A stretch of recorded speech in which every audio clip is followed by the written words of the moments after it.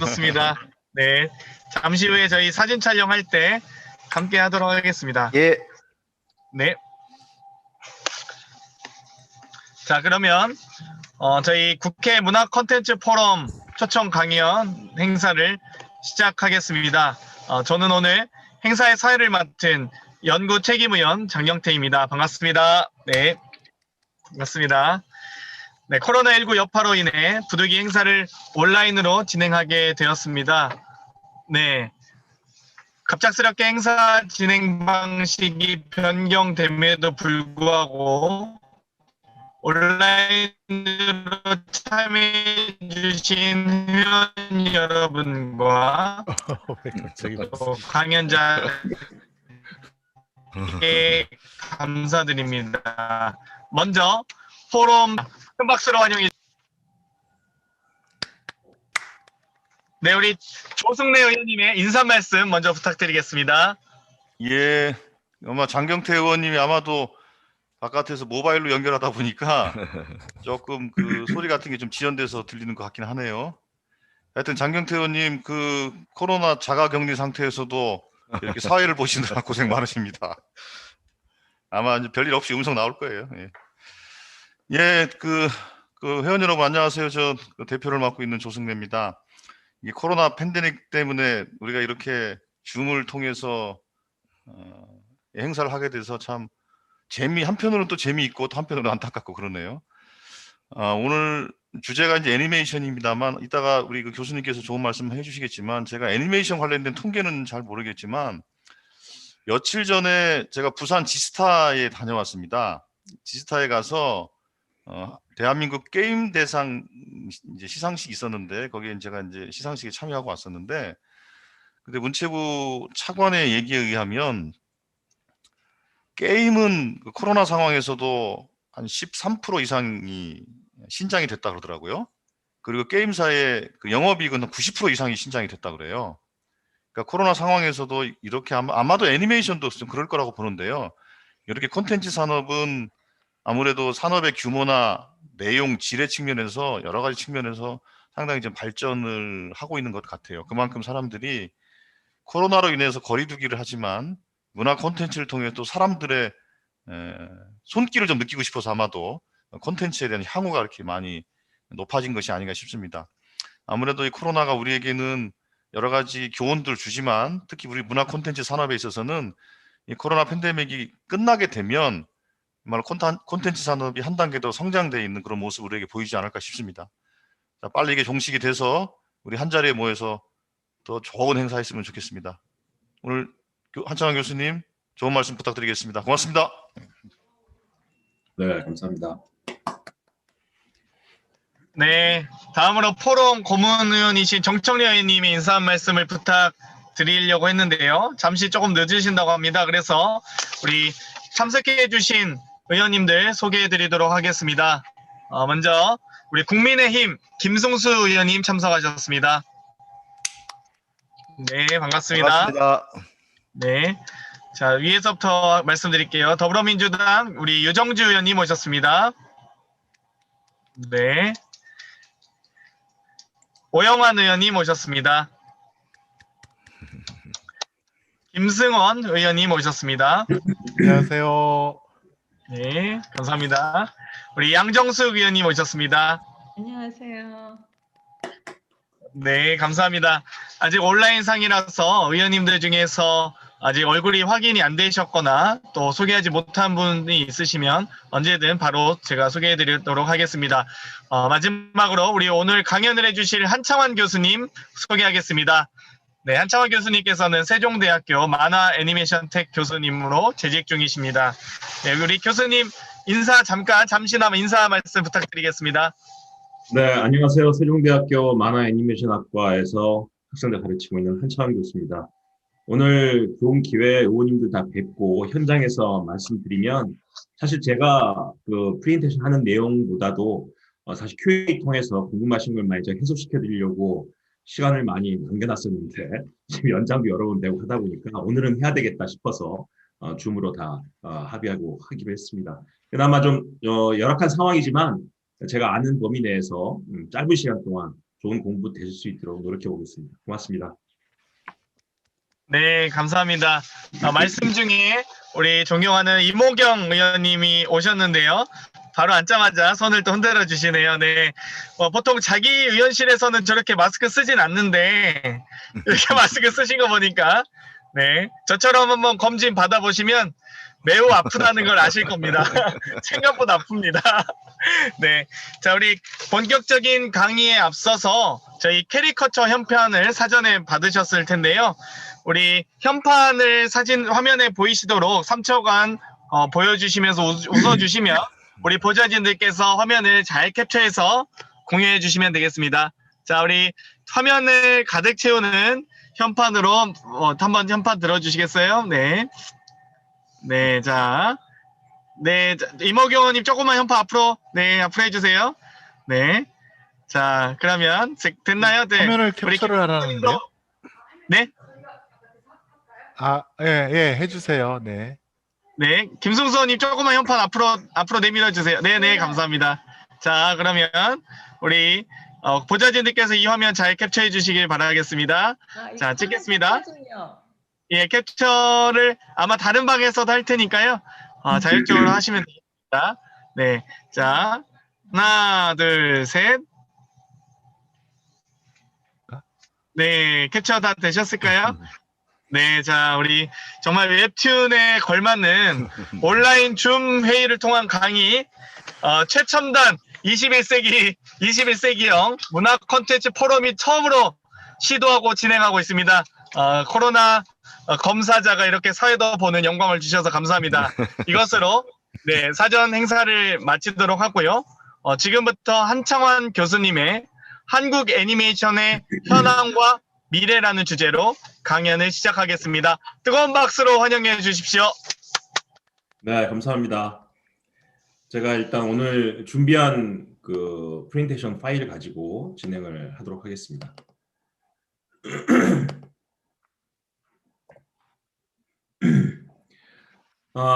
제가 지금부터 한 3-40분 정도 주요한 내용을 먼저 설명드리고요. 오늘 아마 제가 전해드린 내용은 애니메이션 산업에 대한 이야기와 앞으로의 비전 이야기를 전해드렸는데 의원님들께서 반드시 이번 기회에 이해를 해주셔야 될 게 현재 지금 코로나 상황으로 인해서 아까 조승래 의원님께서 말씀하셨지만 게임뿐만이 아니라 웹툰 산업, 그 다음에 웹소설 산업, 웹 컨텐츠 전체가 엄청난 이익을 남기고 있습니다. 그 이익에서 정도가 그치는 게 아니라 그게 IP라는 개념으로, 인텔렉츄얼 프로퍼티죠, 지식재산권, 그 개념으로 인해서 지금 국내외에서 얼마나 회사들이 자기들 스스로 IP를 많이 가지고 있는가가 회사 가치가 지금 되고 있습니다. 아마 그렇게 이해하실 겁니다. 예전에 월트 디즈니가 마블사를 살 때요, 그때 슈퍼히어로가 IP가 500개였습니다. 500개인 마블사를 당시 디즈니가 2조 원에 샀습니다. 그때 비싸게 산다고 말이 많았거든요. 근데 현재 여러분 우리나라에 있는 카카오 페이지가 IP가 1200개입니다. 그 다음에 네이버가 6500개입니다. 저는 1-2년 지나면 한국의 IP가 한 10,000개는 넘을 것 같습니다. 그 10,000개가 넘는 한국이라는 나라를 지금 헐리우드가 이제서야 알게 됐습니다. 그래서 저는 앞으로 1-2년 내에 이젠 BTS 뉴스가 아니라 웹툰을 통한 IP의 전쟁이 전 세계 시장에서 한국을 중심에 놓게 되지 않을까. 아마 그런 이유에서 오늘 강의가 중요한 강의가 되기 때문에 잘 좀 들어주시면 고맙겠습니다. 아마 다 이해하고 계시겠지만 가장 큰 지금의 변화는 초등학생이나 중고등학생들이 MBC, KBS, SBS라는 회사 이름을 모릅니다. 지상파를 더 이상 알지 못한다는 거고요. 이번 코로나를 겪으면서 국내에 들어와 있는 OTT, 대표적인 넷플릭스 같은 경우는 거의 100% 이상 성장을 했습니다. 자, 넷플릭스가 성장하다 보니까 어떤 일이 생기냐면 지난해 여러분들 동백꽃 필무레 드라마 아실 겁니다. KBS에 근무하던 제 그 신박가 후배가 밤에 술을 먹다가 저한테 전화가 왔습니다. 형, 동백꽃이 우리가 만든 거래. 무슨 뜻이냐 그랬더니 자기는 드라마가 너무 재밌어서 TVN이나 JTBC 드라마인 줄 알았대요. 근데 알고 보니까 그 KBS2 드라마였던 거죠.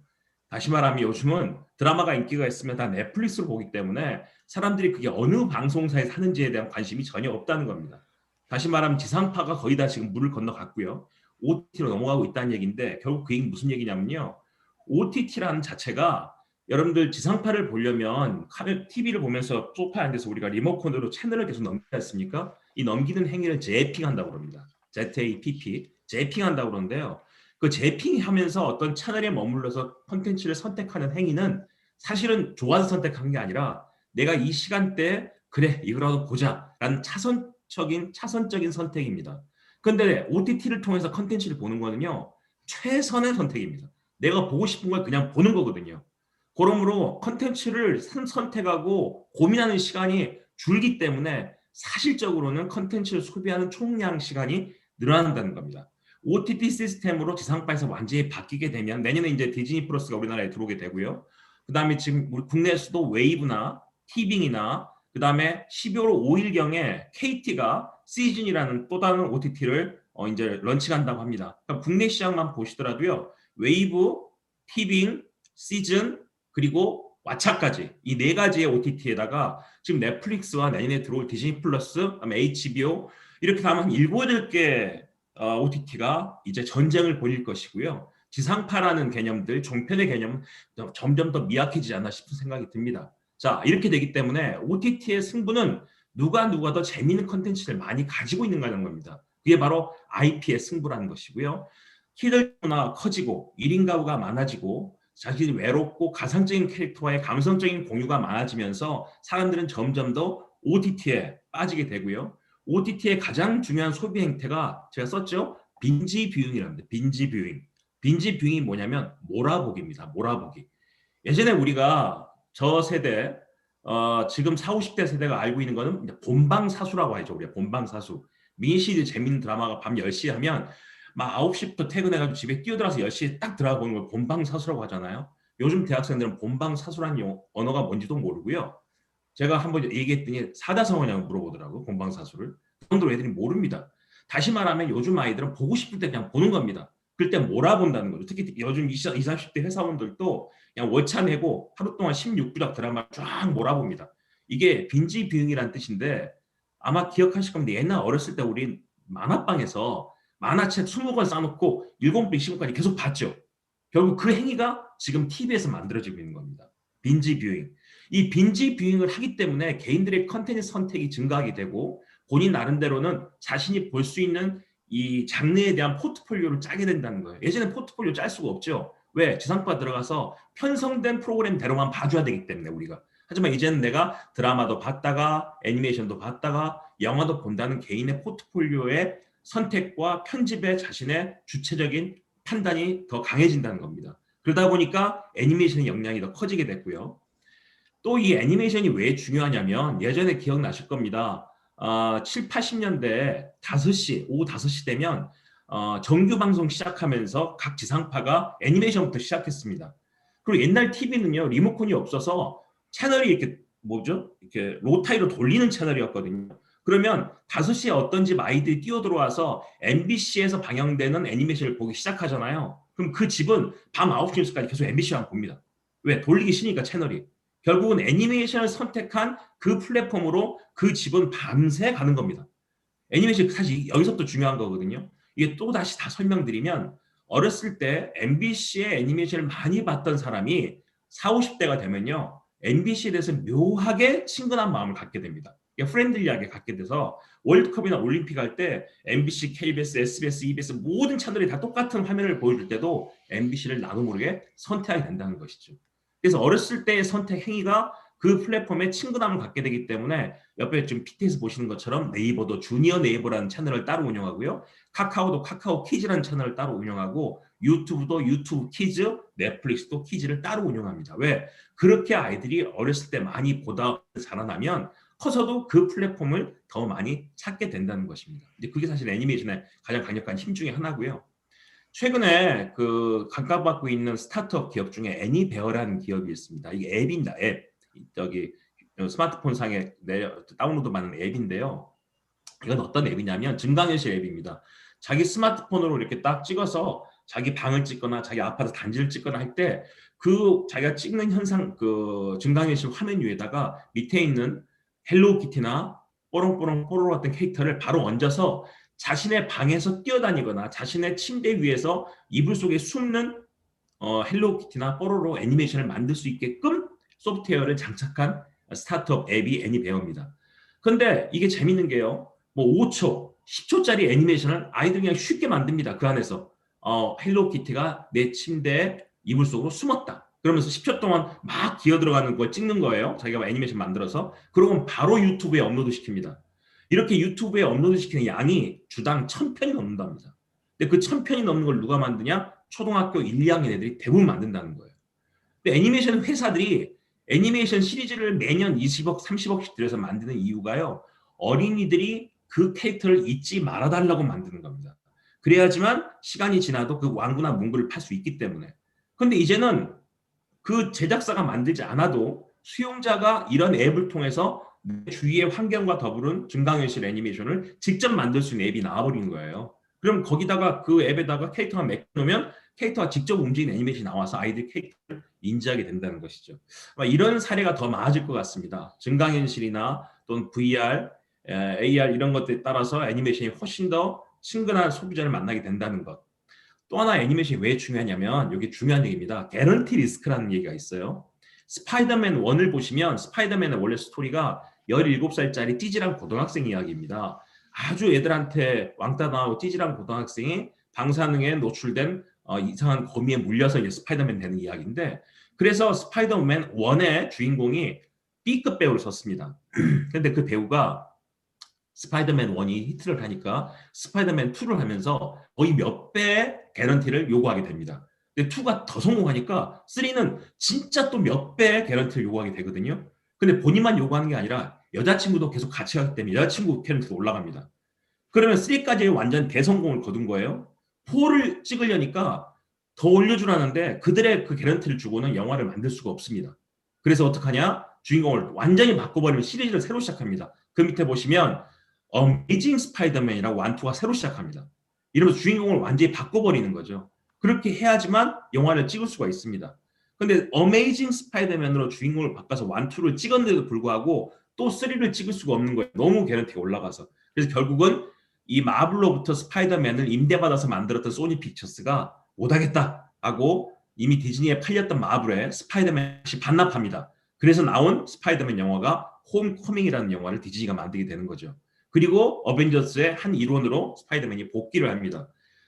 올해 초에 했었던 그 아카데미상의 애니메이션 상을 받았던 애니메이션 스파이더맨은 소니 픽처스가 결국 영화는 다 반납하고 애니메이션만 갖고 만들기 시작했습니다. 결국 영화는요. 영화가 성공하면 성공할수록 주인공 배우의 개런티가 계속 올라가서 시리즈를 만들수록 손해입니다. 근데 애니메이션 슈렉 보세요. 슈렉은요. 2, 3 간다고 슈렉이 돈 더 달라고 안 하잖아요. 돈 더 달라고 막 안 찍는다고 허지고 안 그러거든요. 결국은 애니메이션은 시리즈가 가면 갈수록 시리즈 캐릭터의 가능성만 더 올라가고 잠재적 가치만 올라가고 그건 다 회사의 몫이 됩니다. 사실 회사의 부동산 개념이 된다는 거죠. 애니메이션은 헐리우드가 놓지 못하는 이유가 바로 이런 이유입니다. 개런티 리스크랑은 전혀 관계없이 성공하면 성공할수록 회사의 자산 가치가 올라가는 이런 개념이 된다고 이해하시면 되겠고요.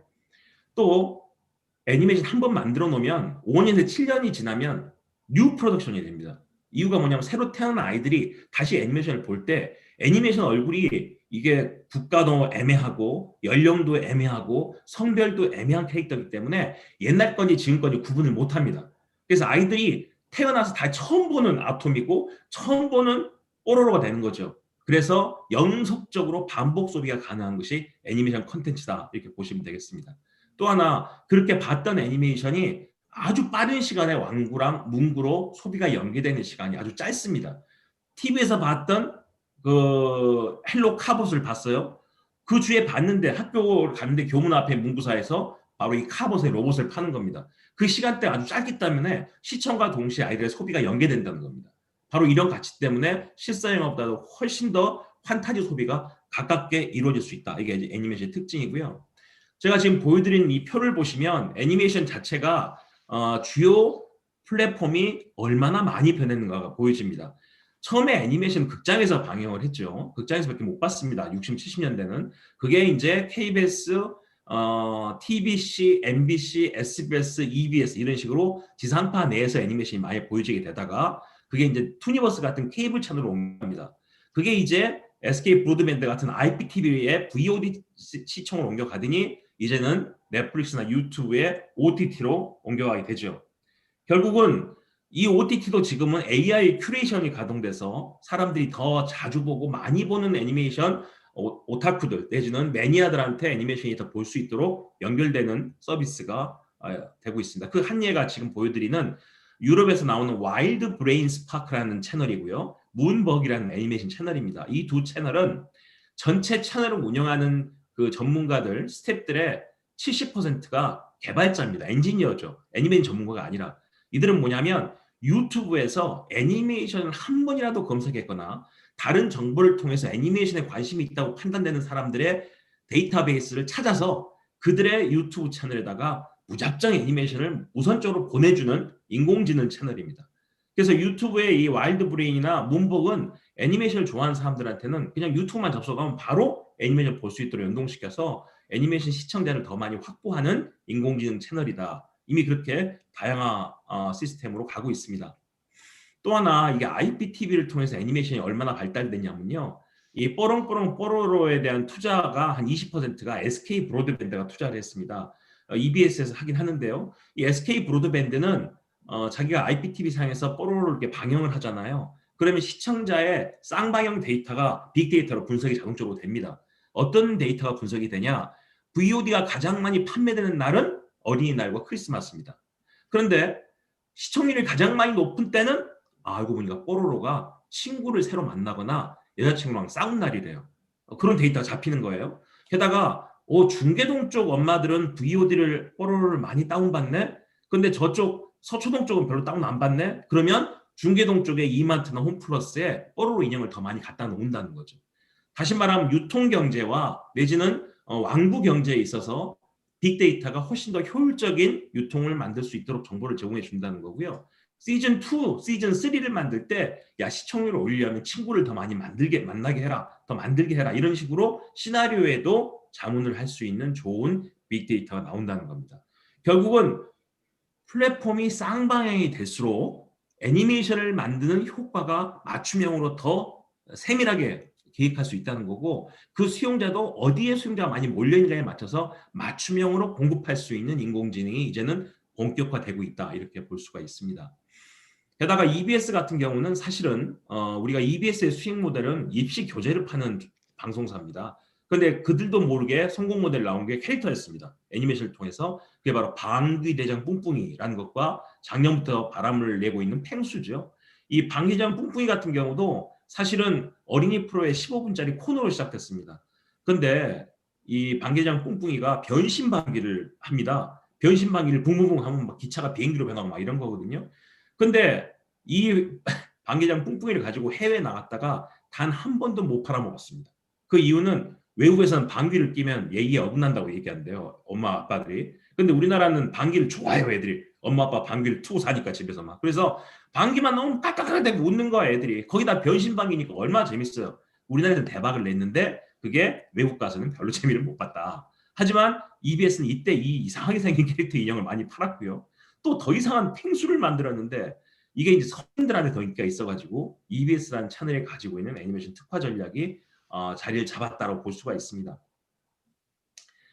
디즈니의 사례를 좀 분석해드리면 디즈니는 애니메이션을 처음 시도한 상업적인 회사인데요.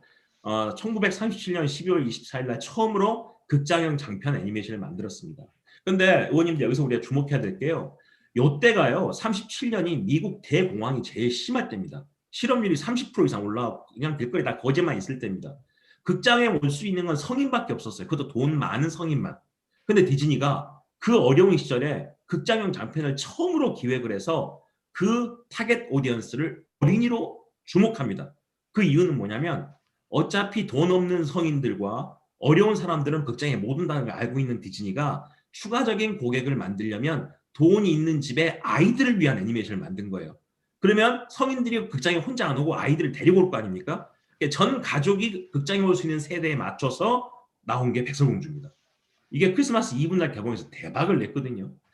그 전에 미키마우스가 처음 등장한 게 1928년 증기선 윌리라는 애니메이션인데 이때 디즈니가 처음으로 유성 애니메이션을 만들었습니다. 토키 애니메이션, 다시 말하면 더빙이 처음 된 애니메이션을 만들었고요. 또 31년도에 최초의 칼라 애니메이션을 만들었습니다. 또 최초의 70mm 시네마스코프도 만들고 최초의 3D도 만들었습니다. 다시 말하면 디즈니는 애니메이션 역사에서 모든 분야의 혁신적인 시도를 처음으로 한 회사다. 그렇게 이해하시면 되겠고요. 방금 말씀드린 것처럼 30년대 대공황 시절에 극장에 어린이가 온다는 건 상상도 못하던 시절, 어린이를 위한 컨텐츠가 없던 시절, 다 성인들만 볼 수 있었던 극장에 아이들이 올 수 있도록 유도함으로써 새로운 시장과 새로운 고객과 새로운 산업을 만든 게 디즈니의 애니메이션의 시작이다. 그렇게 이해하시면 되겠습니다. 그렇게 돈을 번 디즈니가 추후에 1980년대부터 이제 M&A를 시작하죠. ABC 방송국부터 시작해서 출판사, 마블, 그 다음에 최근에 루카스 필름까지, 스타워즈까지 이런 회사들을 사면서 결론적으로는 살 때마다 추가적인 수익이 올라가면서 헐리우드의 최대 기업이 됩니다. 사실 우리가 지금 바라고 있는 네이버 웹툰이나 카카오 페이지의 IP 산업들, 웹툰이나 웹소설로 대표되는 IP 산업의 미래가 지금 보는 디즈니의 M&A를 통한 기업 확장과 시장 확장의 중심에 와 있다. 그렇게 이해하시면 될 것 같고요. 결론적으로 2023년에 네이버 웹툰이 나스닥 상장을 준비하고 있습니다. 네이버라는 회사의 지금 아마 기업 가치가 38조, 40조 됩니다. 그런데 23년도에 상장할 네이버 웹툰이 예상 가격이 7조입니다. 7조의 나스닥 상장을 하게 되면 제 판단으로는 25년 정도 되면 10조를 넘어서서 헐리우드 중심의 IP 기업으로 네이버 웹툰이 성장할 거라는 기대를 하고 있습니다. 근데 카카오 페이지도 그만큼 성장하기 때문에 결국 마치 우리가 TV 시장에서 LG와 삼성이 경쟁하듯이 이 IP라는 컨텐츠 IP 시장에서 카카오와 네이버가 경쟁을 국내뿐만 아니라 헐리우드 중심에서 경쟁을 하기 시작할 경우 BTS 정도는 아무것도 아니지 않냐. 이제 한국의 IP가 전 세계 시장의 컨텐츠를 좌우할 날이 금방 온다. 저는 그렇게 기대하고 있고요. 특히 의회에서 도움 주셔야 될 게 바로 이런 겁니다. 미키마우스가 지금 미국을 대표하는 캐릭터인데요. 미키마우스가 저작권 보호기간이 원래 처음 만들 때부터 56년이었습니다. 그래서 84년도에 만료 예정이었어요. 저작권이 개방되는 거죠. 그런데 미국 의회가 저작권 보호 제도를 재검토해서 유럽 기준을 재적용합니다. 그래서 저작자 사후 50년을 적용해서 저작권을 2003년까지로 연장시켜 줍니다. 그런데 또 2003년 가까우니까 1998년도에 소니 본호법이라고 저작권 보호기간을 연장하는 법안을 또 제정을 따로 합니다. 저자 사후 70년을 연장시키면서 법인 저자의 경우에는 발효형 95년 또는 제작 후 120년 중 짧은 쪽 적용받을 수 있는 여지를 남겨놓음으로써 미키마우스가 2023년까지 디즈니가 저작권을 보호받게 이런 법을 만들었는데 제 판단으로는 올해가 20년이니까 내년쯤 또 미국 상원이 또 다른 법을 내지 않을까 생각이 됩니다. 이 정도로 국가를 대표하는 캐릭터에 대해서 보호하겠다는 의회에 이런 정도의 저작권과 IP에 대한 의지가 있어야 사실은 이 지적재산권, 지식재산권이라는 산업이 보호가 될 수 있는데 좀 안타까운 마음은 우리나라에 인기 있었던 캐릭터들이요. 최근에 몇 년 동안 중국으로 많이 팔려나갔습니다. 거의 IP가 유출됐다는 거죠. 아니 더 애니메이션을 만들 수 있는 투자금이 안 들어오니까 업주나 그 IP를 가지고 있는 회사 사장들이 견딜 수가 없는 거예요. 빚은 늘어나고 20억, 30억. 근데 중국에서 갑자기 50억을 주고 사간다는 거예요. 결국 팔아버린 거죠. 이렇게 해서 사실 우리의 IP가 많이 유출되고 있는 상황입니다. 그래서 사실 국산의 유명한 그 대표적인 캐릭터들에 대한 저작권을 잘 지킬 수 있는 방법, 또 애니메이션과 캐릭터에 투자할 수 있는 방법이 뭔가에 대한 고민이 필요한 시기다. 보세요. 디즈니는 애니메이션만 만들었던 회사였는데 제가 말씀드렸던 IP를 계속 확보하고 자신들의 IP로 만들더니 결국은 디즈니 플러스라는 OTT를 만들었습니다. 내년에 우리나라에 들어오죠. 대표적인 5개의 IP 기업을 포함하고 있습니다. 디즈니라는 회사의 애니메이션, 픽사라는 회사의 3D 애니메이션, 마블이라는 회사의 슈퍼히어로, 스타워즈라는 회사의 SF, 여기 인디애나 존스까지 포함되어 있습니다. 그러니까 내셔널 지오그래픽의 다큐멘터리까지 이 5가지가 디즈니 플러스라는 OTT에 들어가면서 다양한 IP를 통해서 넷플릭스를 추가할 수 있는 새로운 OTT로 지금 급부상하고 있습니다. 그럼 과연 우리의 한국의 월트 디즈니는 어떻게 만들어야 되겠느냐, 애니메이션을 통해서. 제가 답답한 얘기는 계속 애니메이션을 만들어야 되는데 지금 왼쪽에 보이신 둘리는 다 아실 겁니다. 김수정 쌤의 둘리가 실은 애니메이션을 거의 10년 동안 못 만들어서 요즘 아이들이 둘리를 거의 모릅니다. 근데 또 몇 년 전에 그거 아세요? 둘리 대리운전 나온 거? 대리운전을 둘리가 해줍니다. 그럼 결국은 둘리를 보고 자란 어른이 된 아저씨들이 술 취하면 둘리를 부르지만 둘리가 대리운전 된 순간 지금의 10대들하고 영영 이별이죠. 아이들의 캐릭터가 대리운전 하면 그게 되겠습니까? 여기가 안타까운 현실입니다. 지금 지금 이런 상황에서 우리가 IP를 어떻게 확장할 것인가, 제가 이제 아주 애매하고 가슴 아픈 사례를 하나 소개해 드릴까 합니다. 중국이요, IP에 대해서 알게 됐습니다. 우리가 원래 우리나라에서 IP는요, IPTV를 하면서 우리가 IP를 알게 됐거든요. 그 IP의 약자가 인터넷 프로토콜입니다. 우리는요, 인터넷상의 주소란 뜻이죠. 각각 집에 IP 주소가 있다, 인터넷 주소가 있다는 뜻인데, 갑자기 몇 년 지나서 우리 걸 그렇게 베껴서 마음대로 쓰던 중국 사람들이 우리나라에 오더니 한국에 IP 없어요? IP 없어요. 이럽니다. 그래서 IP가 뭔데 이 사람들이 이러지? 봤더니 그들이 말하는 IP는 Intellectual Property라는 중국의 지식재산권 개념을 그들은 IP라고 하고 있고요. 그러다 보니까 지금 우리나라에서 IP가 다 중국식의 개념으로 자리를 잡게 됐습니다. 중국이 왜 한국에 와서 그동안 무조건 베껴가던 사람들이 돈을 주고 사갔을까요? 그들이 IP에 대한 가치를 알게 된 겁니다. 보세요. 우리 한국에서는 2D라는 개념이 평면적인 영상을 2D라고 그러고요. 3D는 입체적인 영상을 3D라고 그럽니다. 근데 중국은 완전 개념이 다릅니다. 의원님들 아셔야 될 게, 중국에서의 2D의 개념은요, 내 눈앞에 실제하지 않은 게 다 2D입니다. 만화나 소설이나 게임이나 애니메이션 같이 가상적인 게 다 2D고요. 3D는 내 눈에 실제하는 사람이 보이는 게 3D입니다. 영화, 예능, 드라마, 뮤지컬, 다큐멘터리 같은 거. 완전 개념이 다르죠. 자, 보세요. MBC에서 나는 가수다부터 시작해서 복면가왕 다 중국에 팔았습니다. 근데 그중에 아빠 어디가라는 프로 IP, 포맷 IP를 중국이 사갔거든요. 야, 중요한 사례입니다.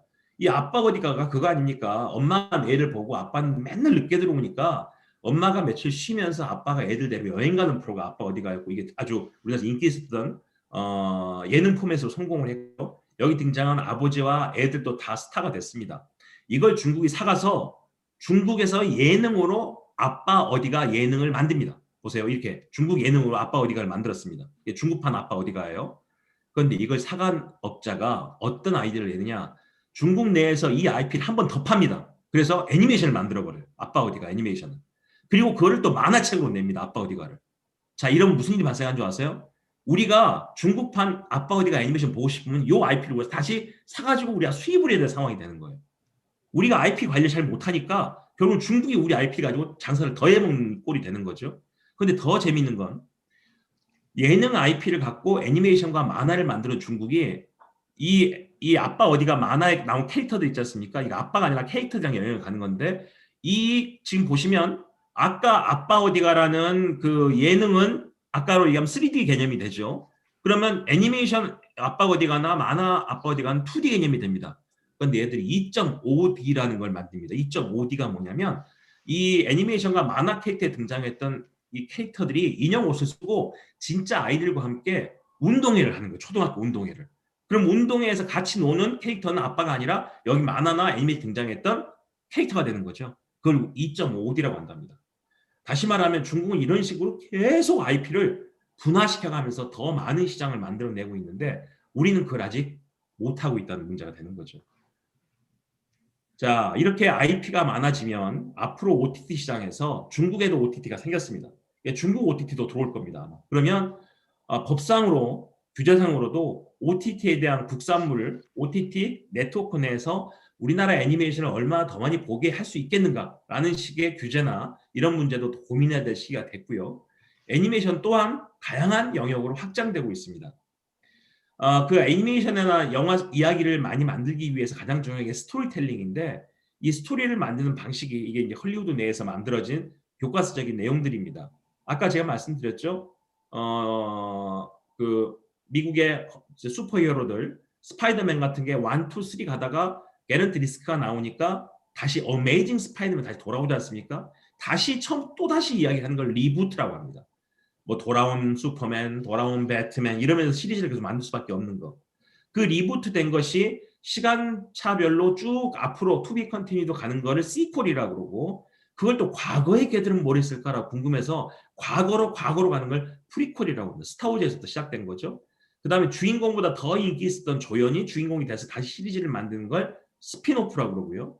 거기서 나왔던 IP들을 다 모아가지고 또 다른 새로운 슈퍼 IP를 만들어내는 거 우리가 팀메이커, 어벤져스나 저스티스 리그 같은 캐릭터들을 팀메이커라고 합니다. 결국 이런 IP의 확장으로 수익을 계속 확장시켜 나가서 그게 10년, 20년 수익이 쌓일 때 우리가 그런 거를 슈퍼 IP라고 이야기하거든요. 한국이 이제 그러한 시대에 들어섰습니다. 슈퍼 IP의 개념은 사실은 탄센트라는 중국 기업이 가장 먼저 얘기를 했대요. 이태원 클라스가 원래 카카오하고 다음에 연재됐던 웹툰이었습니다. 그게 드라마로 하면서 대박이 나서 현재 미국의 드라마 판권이 팔렸습니다. 이태원 클라스를 중심으로 해서 다양한 직접 오프라인의 포차 그 프랜차이즈가 생겼고요. 다양하게 IP가 확장되고 있는 이야기를 경험하면서 이제 다음과 카카오가 승리호라는 IP에다가 10% 투자를 하고 이번에 승리호도 결국 개봉이 어려워져서 이게 300억 가까이 들어간 프로젝트인데 넷플릭스에 며칠 전에 결국은 팔았습니다. 넷플릭스 오리지널 영화가 되면서 총 190개국에 이 영화가 상영이 되고요. 넷플릭스로 총 31개의 언어로 자막 처리가 된답니다. 승리호가 넷플릭스를 선택할 수밖에 없었던 동기는 코로나 상황도 있었지만 어떻게 보면 승리호를 지금 보여주는 이 영화가요. 전체 승리호 세계관의 정중앙쯤 된답니다. 그리고 지금 다음과 카카오에 연재하고 있는 승리호 웹툰은 이 승리호의 아까 말씀드린 프리퀄 이야기입니다. 과거의 이야기. 과거의 이야기와 시퀄, 이 다음의 이야기가 계속 웹툰이 연재되면서 그게 드라마와 게임과 영화로 계속 확장된다는 거예요. 승리호를 만든 기획자들 이야기를 들어보면 이 영화 다음 버전은요. 아예 한 16부작 드라마를 기획하고 있답니다. 승리호를. 근데 승리호를 16부작을 다 드라마로 안 하고요. 13화까지만 드라마로 한 다음에 진짜 재밌는 장면 때부터 드라마를 안 하고 극장 와서 보세요. 극장편으로 14, 15화를 한답니다. 뭐 이런 식의 슈퍼 IP가 등장하면서 플랫폼을 넘나들면서 IP의 가치가 커진다는 거죠.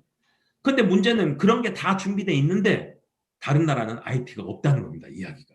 근데 우리는 그 IP가 10,000개가 넘는다는 거죠. 결국 네이버 웹툰은 저기 뉴욕에다가 웹툰 엔터테인먼트라는 회사를 이번에 설립을 했습니다.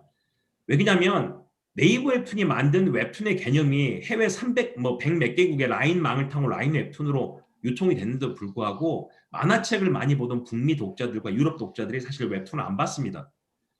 근데 작년 말부터 코로나가 전 세계가 번지면서 다 집에만 있게 된 10대들이 북미 10대와 유럽의 10대들이 웹툰을 알게 됐고요. 그들이 지금 뭐 일주일에 6천만 명이 들어온다네요. 지금 MAU가 그 monthly active user라는 월별로 경쟁적으로 많이 들어온 독자 수를 해보니까 6천만이 넘는답니다. 그리고 우리나라에서 웹툰을 보는 소비자는요. 유료 결제를 할 때 50원, 100원 껌껌 결제를 하는데 북미 지역과 유럽의 독자들은 아예 그냥 100불 이런 식으로 거액을 차지해놓고 시작한대요. 그러니까 초기에 돈이 많이 들어오는 거죠. 그걸로 마케팅을 함으로써 시장을 키워가고 있습니다. 결론적으로 이 웹툰 엔터테인먼트라는 이름에 네이버가 빠졌지 않습니까? 결국 이제 국제적인 글로벌 기업으로 키워서 그걸 디즈니 같은 복합 기업으로 나가겠다는 네이버의 아주 중장기적 계획이 담겨 있는 게 아닌가. 카카오 페이지가 성공하게 된 가장 중요한 모델이 이 비즈니스 모델입니다. 기다리면 무료라는 거죠. 아마 요님도 아실 겁니다. 이 카카오는요. 1, 2, 3화는 공짜로 보여주고 4화 웹툰부터는 4일만 있으면 공짜로 볼 수 있으니까 기다리세요. 자꾸 이야기합니다. 근데 4화가 궁금한 독자들은 얼만데 도대체? 그리고 결국 이틀 못 기다리고 돈 내고 봐버리거든요. 기다리면 무료란 말을 못 들었으면 모르겠는데 듣고 나면 한국 사람들 못 견딥니다. 우리나라 커피 자판기에다 커피 내려놓고 항상 종이컵에 손대고 있는 유일한 나라가 대한민국이고요.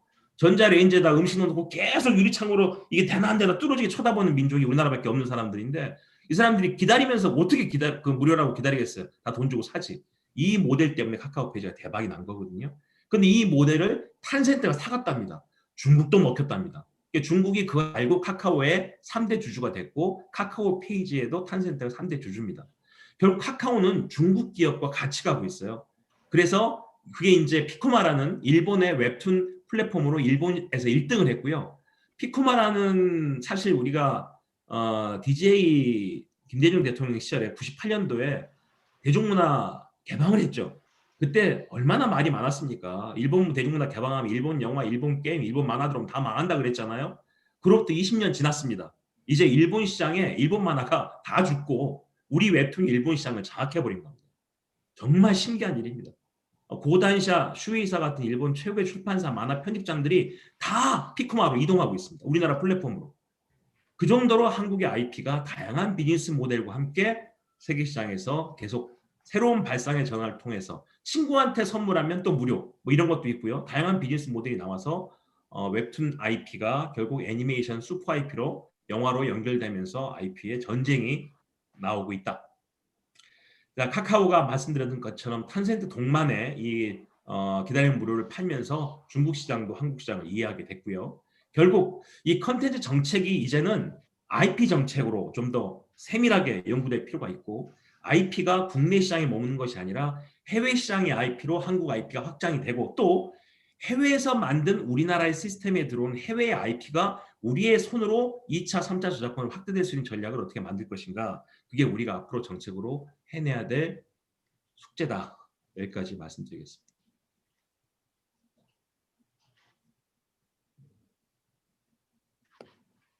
네, 감사합니다. 정말 우리 애니메이션 산업에 대해서 조금이나마 이해할 수 있는 시간이었습니다. 우리 좋은 강의해 주신 우리 한창환 교수님께 다시 한번 뜨거운 박수 부탁드립니다.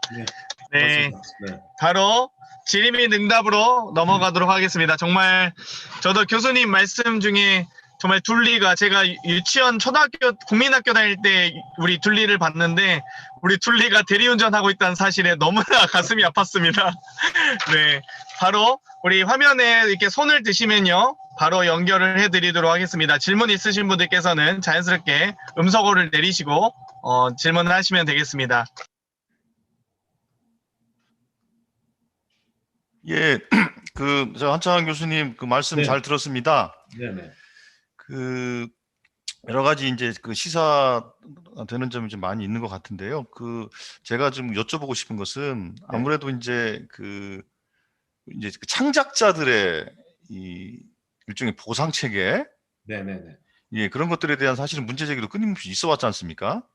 맞습니다. 예, 그래서 실제로 지금 이렇게 네이버나 이제 다음이나 이렇게 이제 사실은 플랫폼이 이렇게 진화가 되고 있는데, 네네네. 실제로 이제 창작자들이 갖는 그 보상이나 이런 차원의 문제는 어떻게 좀 발전이 되고 있는지, 그거에 대해서 좀 궁금해요. 만약에 창작자들이 실제로 자유롭게 창작하고 창작에 대한 보상이 제대로 이루어질 때 실제로 그런 이 창작물들이 많이 나오지 않겠습니까?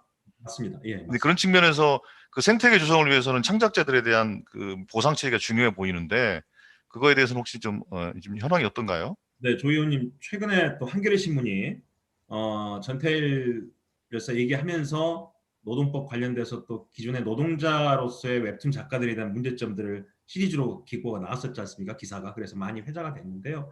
사실 그 기사가 조금 팩트는 맞는데 좀 시간이 지난 팩트입니다. 한 2년 전의 이야기고요. 한참 웹툰이 이제 부상하니까 여러 회사들의 에이전트가 생겨가지고 막 경쟁적으로 작가들을 끌어들일 당시에 그런 불공정 거래가 많았었습니다.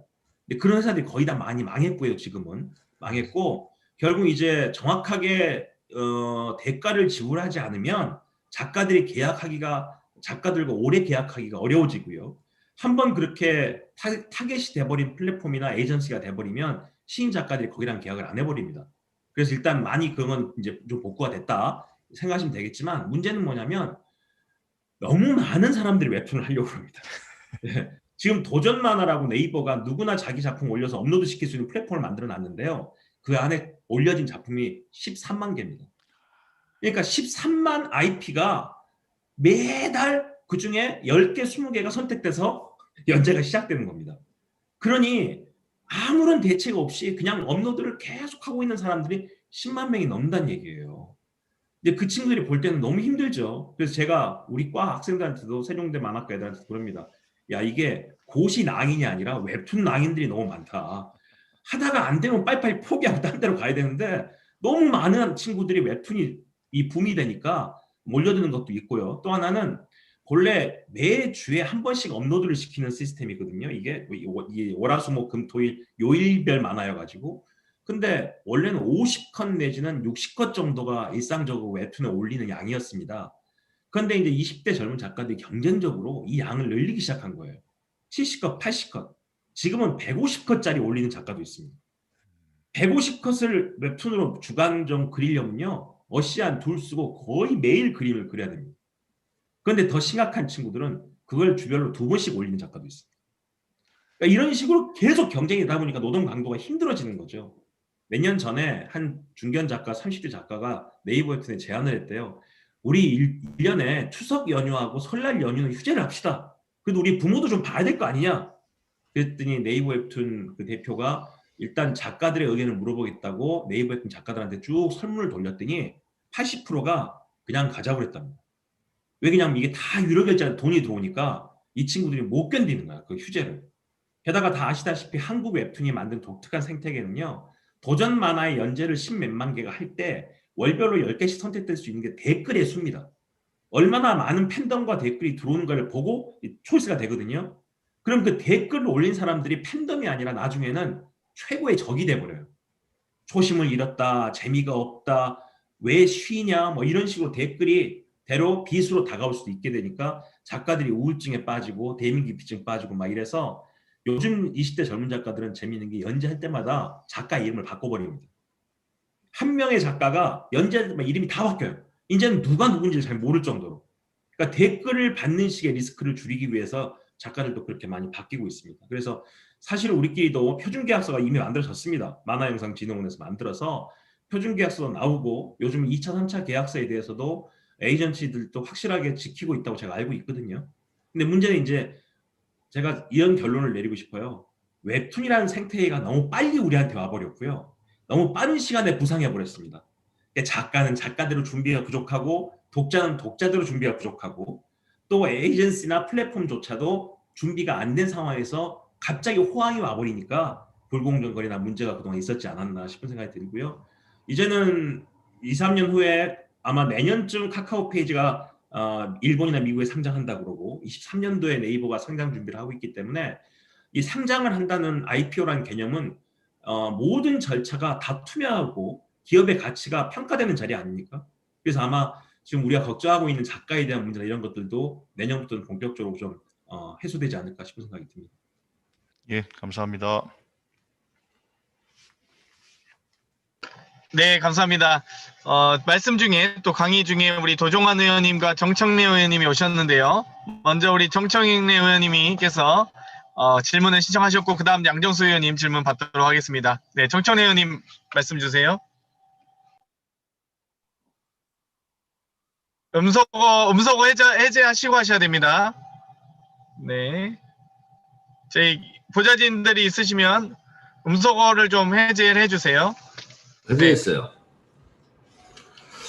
한창환 교수님 강의 압축적으로 잘 들었고요. 네. 그리고 오늘 말씀하시는 거 보니까 그냥 한눈에 요약해서 설명해 주셔서 감사드립니다.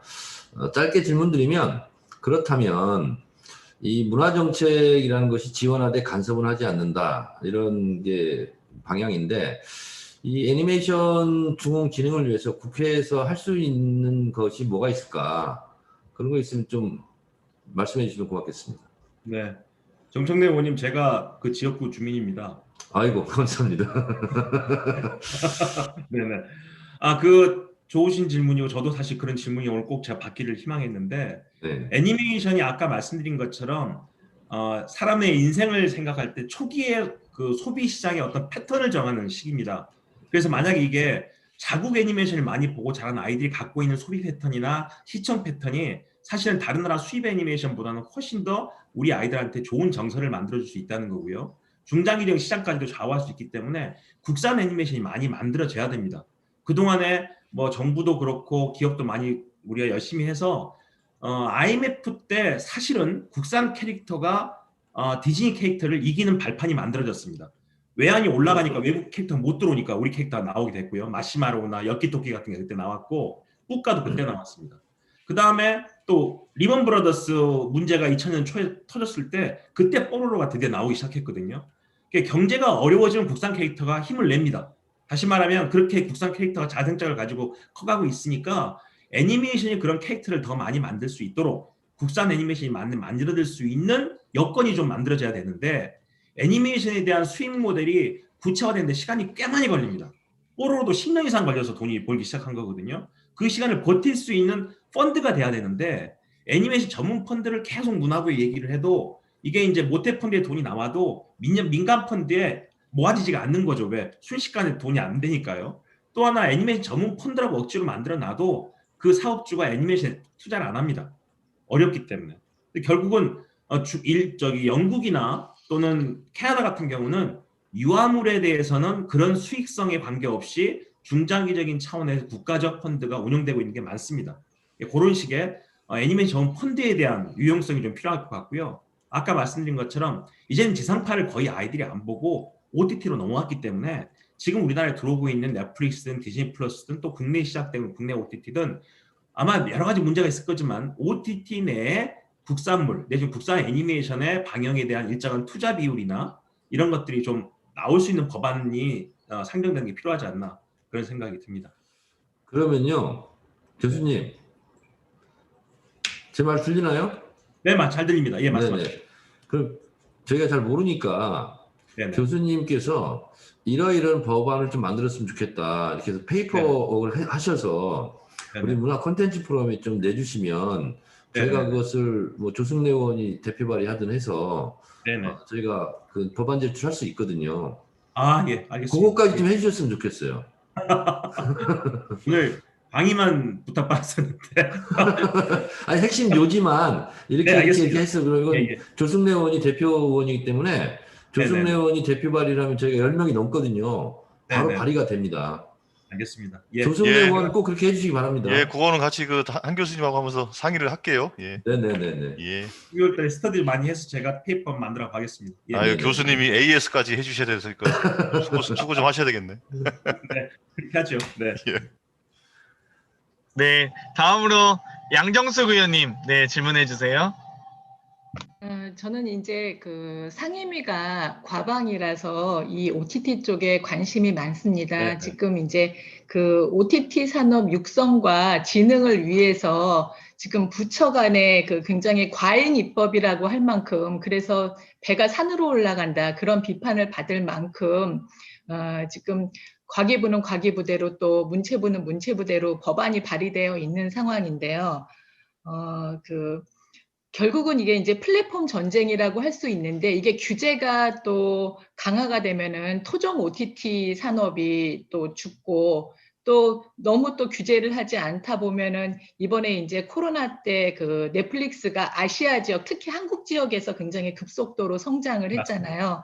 네네. 그러니까 이 해외 OTT에 대한 그 규제와 국내 OTT에 대한 진흥 이거를 위해서 지금 이제 정청래 의원님께서 말씀하신 거하고 조금 이제 중복되기는 하는데 조금 더 구체적인 말씀을 해주시면 좋겠습니다. 지금 이제 그 과기부하고 문체부하고 방송통신위원회에서 OTT 그 정책협의회가 구성이 되어 있습니다. 네네. 그래서 조금 더 구체적으로 말씀해 주시면은 저도 또 그 상임위 때 가서 현안 질의를 할 수 있을 것 같습니다. 네. 그래서 사실 그 정확한 말씀이신데요. 지금 OTT를 규제하는 여러 가지의 정책적인 법안은 정말 정교해야 됩니다. 안 그러면 국산 OTT가 해외 나갔을 때 역차별을 받을 수도 있고요. 또 그다음에 지금 성장하고 있는 사실 티빙이나 웨이브가 돈이 진짜 없습니다. 그래서 그들이 새로운 오리지널 텍스트를 투자하거나 할 여력이 안 되거든요. 참 재미있는 사례로 작년에 미스터 선샤인이라는 드라마를 TVN이 만들었거든요. TVN이 미스터 선샤인을 만들 때 4K라는 영상을 만들었습니다. 아주 좋은 영상을 만들었는데 사실 미스터 선샤인을 만든 이유는 TVN이 만들면서 티빙이라는 OTT에 사람들이 많이 와주기를 바라고 만든 킬러 컨텐츠거든요. 근데 사실은 그거를 또 CJ ENM이 넷플릭스한테도 판 거예요. 미스터 선샤인을. 그래서 모든 국내 사람들이 티빙으로 미스터 선샤인을 안 보고 넷플릭스로 봤습니다. 그 이유가 본방을 보면 TVN은 4K로 볼 수가 있는데요. 티빙은 투자금이 적어서 4K 영상이 안 나옵니다. 넷플릭스는 4K로 볼 수가 있는 거예요. 결론적으로 국내 사람들이 우리 드라마를 넷플릭스로 본 겁니다. 넷플릭스 가입자가 더 많아졌어요. 사실 이런 식의 문제가 지금 심각하게 있는 거거든요. 국산 OTT는 지원이 약하고 투자금이 약하기 때문에 힘이 없고 수입되는 OTT는 강력한 글로벌 파워를 가지고 한국 시장에 들어오고 근데 그들은 최근에 한국 드라마하고 몇 천억대 한국에 투자하겠다고 넷플릭스에 이야기한 이유가요. 사랑의 불시착을 넷플릭스에 트니까 일본에서 가입자가 확 늘어났대요. 한국 드라마와 한국의 몇 가지 영화가 오리지널 영화가 동남아시아의 가입자와 일본 가입자를 늘려주고 있습니다. 그러니까 넷플릭스 입장에서 한국 콘텐츠 투자를 하죠. 근데 문제는 이게 내년에 이제 디즈니 플러스 들어오고 HBO 들어오면 지금같이 않다는 얘기죠. 그 중에서도 사실은 투자할 수 있는 건 되지만 애니메이션은 넷플릭스가 일본에만 투자합니다. 그러니까 한국 애니메이션 투자를 안 씁니다. 이런 것들에 대한 밸런스가 안 맞거든요. 그래서 사실은 나중에 제가 저 스터디에서 드리긴 하겠지만 우리나라의 OTT는 국내에서만 운영되고 있습니다. 넷플릭스나 디즈니 플러스는 여러 나라에서 운영되고 있잖아요. 다시 말하면 몇 개국 이상 운영되고 있는 글로벌 플랫폼과 도메스틱 내에서만 운영되고 있는 국내 플랫폼 간의 법적인 그 지위도 사실은 달라야 된다는 얘기죠. 이게 동일한 규제로도 할 수는 없는 상황이기 때문에 국산 OTT에 대한 육성과 그다음에 수입 OTT에 대한 견제를 함께 할 수 있는 법의 정교함이 사실은 그 우리가 법안을 제기할 때부터 거기다 명시돼야 될 것 같아서 그거는 그렇게 구분해서 얘기할 수 있도록 준비를 해볼까 합니다. 네. 감사합니다. 네. 참 어렵네요. 네. 네, 아유, 좋은 말씀 감사합니다. 또 혹시 질문하실 분 있으신가요? 네, 우리 정청래 의원님 한 번 더 기회를 드리겠습니다. 아니, 질문은 아니고요. 그 제 부탁이나 양정수 의원님 그 부탁은 교수님 잘 해주실 것 같고 코로나 좀 어렵긴 한데 우리 조승래 우리 대표님 들어가셨어요? 장경태 의원 있잖아요. 네, 한창환 네. 교수님 같은 경우는 이렇게 비대면으로 1시간 강의 듣는 것보다 소주 한잔 하면서 얘기하는 게 실제로 도움이 많이 되거든요. 그래서 그거를 바로 좀 추진해 주시기 바랍니다. 네, 알겠습니다. 한창환 교수님과의 저녁 약속을 한번 네. 꼭 제가 추진하겠습니다. 네네네. 네, 한창환 교수님 괜찮으신가요? 완전 콜입니다. 완전 콜. 네. 네. 완전 혹시나 정청래 의원님과의 저녁 식사를 기피하신 분들도 간혹 있으셔서 네. 말씀 여쭤봤습니다. 네. 함께 다른 교수들이 저랑 술자리를 기피합니다. 네, 괜찮습니다. 장소는 네. 가야 한정식으로 하는 걸로. 날짜만 네, 아주 정해주세요. 맛있는 한정식집이 있습니다. 네네. 그리고 오영환 의원님 혹시 질문 있으신가요? 질문은 아니고요. 제가 20대 때부터 거의 웹툰 중독이었거든요. 그렇게 해서 유료화되면서도 한 편이라도 더 빨리 보고 싶어서 기다리는 그 독자의 마음도 잘 알고 있고 그런 거에 대해서 아까 그런 작가들이 젊은 작가들이 거기에 대해서 이렇게 좀 준비가 안 된 상태에서 많은 상처를 받은 그런 것도 제 두 눈으로 목도한 적이 많이 있습니다. 그런 것들이 시스템적으로 너무 빠른 시일 내에 우리 웹툰 문화가 발전한 거에 대해서 저도 참 너무 실감을 많이 했고요. 그리고 이제는 그 유정주 의원님께서도 말씀하셨지만 웹툰, 웹소설, 게임 같은 거 우리나라가 정말로 너무도 발전이 획기적으로 빨라졌는데 유정주 의원님께서 말씀하실 때 애니메이션은 작품이 너무 적다 이런 말씀을 하셨는데 그 부분에 있어서도 우리나라가 조금 더 선도적으로 이렇게 국가적으로 또 국회에서 지원할 수 있는 방안이 있다면 저는 뭐 행정안전위원회에 있지만 젊은 의원으로서 웹툰을 보며 자라난 그런 의원으로서 우리 문화 콘텐츠들이 더욱더 확대되고 발전하는데 최선을 다하도록 하겠습니다. 오늘 강의 너무 잘 들었습니다. 감사합니다. 네, 감사합니다. 고맙습니다. 네. 오영환 의원은 모임에는 나오세요. 네. 우리 원래 유정주 의원님이 원래 애니메이션 업계에 계시기도 하셨고 아버지께서 아시겠지만 머털도사 하셨던 작가님이시잖아요. 네, 교수님 혹시 감독님. 알고 계셨죠? 네. 잘합니다. 네, 그래서 너무 질문할 게 많다고 교수님 오시는 강의를 매우 기다렸는데 4시부터 문체위 상임위가 있어요. 그래서 우리 지금 방금 도종환 의원님도 오셨다가 가셨고 우리 김승수 의원님, 이병훈 의원님, 또 김승원 의원님 등 다 아직 문체위에 계신 의원님 5분이 다 이제 모두 회의를 가시는 바람에 함께 하지 못했는데 우리 정청래 의원님께서 말씀하셨듯이 빠른 시간 안에 저녁 약속을 잡으면서 제가 허심탄회하게 또 질의응답도 함께 대화 나눌 수 있는 기회를 만들도록 하겠습니다. 알겠습니다. 네. 네. 예, 그러면 오늘 이 정말 어려운 상황에서 줌을 통해서 우리 문화 콘텐츠 포럼 2차 잠깐 예. 네네. 한마디만 딱 더 드리면 예. 한 교수님 네네네. 제가 초선 때 17대 국회 때 문화관광위원회만 4년 했었거든요. 예. 그래서 그때 뭐 그 짱가라든가 이런 거 있잖아요. 그때 짱가라고도 있었어요. 기억은 안 나시나? 있어요. 있죠, 짱가. 네, 그래서 이제 있습니다. 그것도 이제 콘진도 제가 굉장히 작은 기관이지만 중요하게 생각하고 그랬는데 지금 보니까 이제 그때하고는 완전히 또 이게 완전히 달라진 것 같아요. 발전 속도도 맞습니다. 빨랐고. 예, 예. 그래서 저는 이제 옛날 기억만 하는 거예요. 지금 보니까 10년 전 기억만. 저도 이제 공부를 많이 할 텐데 교수님께서 오늘 이 자료 있잖아요. 네네. 요것만 봐서는 너무 압축 요약이 돼가지고 좀 더 세심하게 공부를 할 필요가 있어서 그 모임하러 올 때 책 좀 갖고 오세요 좀. 네, 책 좀 가져오시라고요. 네. 교수님 책 있을 거 아니에요? 이번 있는 책을 네. 좀 챙겨드릴게요. 네, 네. 제가 책 판매도 제가 좀 한번 해보려고 하니까 저도 좀 읽어보고. 네. 됐습니다. 네. 저희 의원실에서 책을 저희가 확인해서 교수님의 필독서나 추천 도서를 저희가 그러니까, 예, 저희 포럼 회원들께 공지해 드리도록 하겠습니다. 네. 네, 아무튼 우리 정말 귀한 시간 또 내주시고 참석해 주시고 또 강연까지 해주신 우리 한창환 교수님 모두 감사합니다. 이것으로 문화 콘텐츠 포럼 2차 포럼 행사를 마치도록 하겠습니다. 감사합니다. 네, 고맙습니다. 다음에 뵙겠습니다. 네, 고맙습니다, 고맙습니다. 교수님. 네. 네.